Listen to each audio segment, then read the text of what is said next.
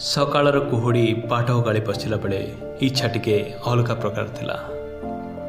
ଖଣ୍ଡଗିରି ପାହାଡ଼ ଉପରେ ଯାଇ ହିମାଳୟର ମଜା ନେବା ଆମ ସାଙ୍ଗମାନଙ୍କର ଟିକେ ସଉକ।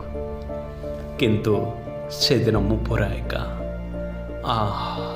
ଯେମିତି ମୋକ୍ଷ ପ୍ରାପ୍ତି। ଲୋମ ଟାଙ୍କୁରା ଶୀତର ସ୍ପର୍ଶ ବାରମ୍ବାର ଚୁମ୍ବନ ଦେଇ ଚାଲିଥିଲା।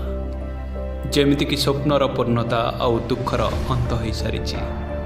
ଜୀବନର ସବୁ ସୁଖ ମୋ ପାଖେ ଅଜାଡ଼ି ହୋଇ ପଡ଼ିଛି। ଖୁସିରେ ଆଖିରୁ ଲୁହ ବହି ଚାଲିଥିଲା। ପର୍ବତର ଶିଖର ଶୀର୍ଷ ପହଞ୍ଚିବାର ବାଟ ଦେଖାଏ। ଏମିତି କିଛି ଭାବନା ନେଇ ମୁଁ ପୁରା ଶାହରୁଖ ଖାନ ପୋଜରେ ଥିଲି। ହଠାତ୍ ବୋଉର ଡାକ ଶୁଭିଲା। ବହୁତ ବିରକ୍ତି ହେଇ କାହିଁ ଡାକୁଛୁ ଚିତ୍କାର କରିବି ବୋଲି ଭାବିଲି। ହେଲେ ନାହିଁ ଥାଉ। ପ୍ରତିଦିନ ପରି ଟିକେ ସ୍କ୍ରିନ୍ ଆଡ଼େଇ ଦେଖିଲି। ମେଘୁଆ ପାଗକୁ କୁହୁଡ଼ି। ପାଗ ତ ଠିକ୍ ଅଛି, ବାସ୍ ବାକି ସବୁ